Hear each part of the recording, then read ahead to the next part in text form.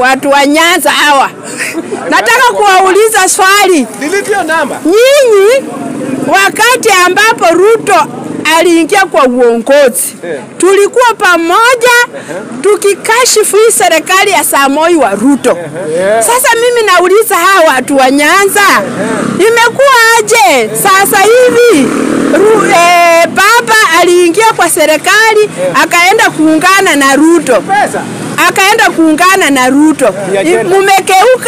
Mumekeuka sasa hivi munafuatana na baba sababu baba ako wapi? Kwa serikali. Sasa mimi nawauliza swali, ikifika siku ama ikifika wakati ya election 2026 baba aseme amejiondoa kwa Ruto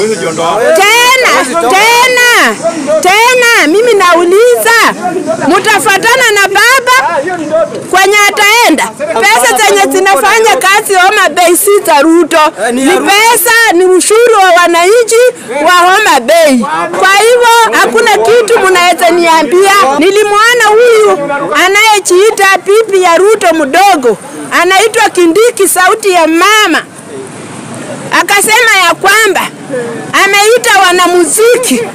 Sasa mimi nauliza wewe Kindiki, wewe kama ni kuita wanamuziki, unataka kupromoti wanamuziki, ungeita wanamuziki Kenya yote. Wewe kati ya wewe na Kashagwa, wewe ndio mkapira, wewe Kindiki mkapira mkubwa.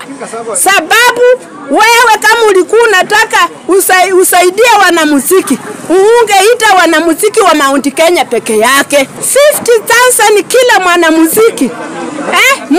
Yani kila mwanamuziki 50,000.